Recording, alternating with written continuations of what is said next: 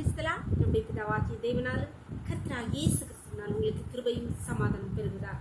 நாளின் கூட நமக்கு ஜீவனை தந்ததுமல்லாமல் தயையும் பாராட்டினார் அல்லவா, அவரை துதிக்கலாமா? உம்மைதான் நம்பி வாழ்கிறேன், உம்மைத்தான் நம்பி வாழ்கிறேன் இசையா, உம்மைத்தான் சார்ந்து வாழ்கிறேன் இசையா. உலகமோ நிலையில்லை, சார்ந்து கொள்ள இடமில்லை, நித்திய கண்மலையே, அசையாத பர்வதமே, அரணான கோட்டையே, நான் நம்பும் கேடகமே, உம்மை என்றும் நம்பியுள்ளே, வெட்கப்பட்டு போவதில்லை, நான் வெட்கப்பட்டு போவதில்லை, நான் வெட்கப்பட்டு போவதில்லை, நான் வெட்கப்பட்டு போவதில்லை. வேத பகுதி வாசிக்கலாமா? ரூத் 1வது அதிகாரம் வசனங்கள் 6, 7. கர்த்தர் தம்முடைய ஜனங்களை சந்தித்து அவர்களுக்கு ஆகாரம் அருளினார் என்று அவள் மோவாப் தேசத்திலே கேள்விப்பட்டு தன் மருமக்களோடு கூட மோவாப் தேசத்திலிருந்து திரும்பும் வரும்படி எழுந்து தன் 2 மருமக்களோடும் கூட தான் இருந்த ஸ்தலத்தை விட்டு புறப்பட்டாள். இங்கே நகோமியை பற்றி தான் சொல்லப்பட்டிருக்கு.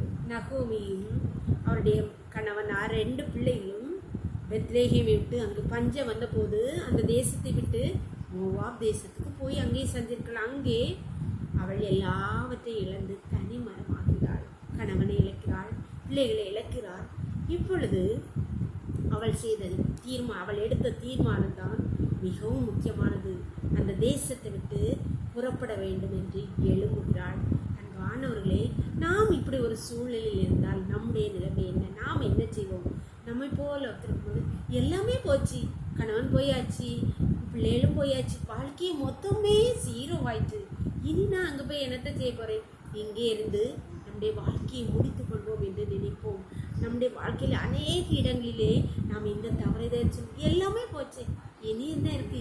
இனி ஆண்டவரை தேடி எனக்கு என்ன இருக்கு? என் வாழ்க்கையை இப்படி போச்சே, இனி கடவுளை தேடி என்ன நடக்க இருக்கு அப்படின்னு. ஆனா இவள் எழுந்தாள். எழுந்தவளுக்கு ஒரு அற்புதம், பெரிய வாழ்வு அங்கே காத்திருந்தது. ரூத்தின் மூலமாக அவளுடைய வீடு கட்டப்பட்டது. அவளுடைய வாரிசிலே தாவீது ராஜா வருகிறார். சாலோமோனின் ஏசப்பா அவளுடைய சந்ததியிலே பிறக்கிறது. எவ்வளோ மேன்மை பாருங்கள்.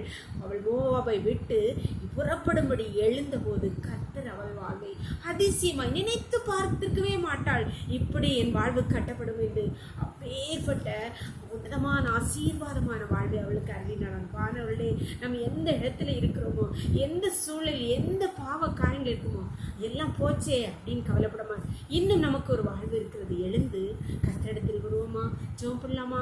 என் நேசிக்கிறீங்களான்னு தகப்பனே, தர்மையான நாளை நீ கீவாய் தந்தீங்களே பாக்கோட ஆகடி நன்றியப்பா. நாளின் காலை முதல் இம்மட்டுமா இந்த தயவுள்ள உங்க கிருபங்களை தாங்கினதேப்பா. நன்றி தகப்பனே, நன்றியப்பா, நன்றியப்பா. இப்பொழுதும் அடியோடு இணைந்திருக்கிற ஒவ்வொரு பிள்ளைகளும் கருத்தில் தருகிறோம்ப்பா.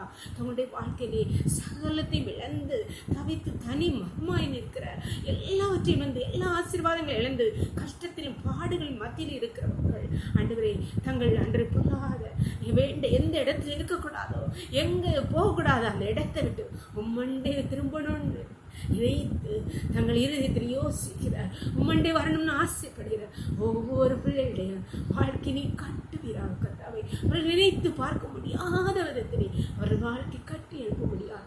கர்த்தர் அருள் பண்ணுவீராக.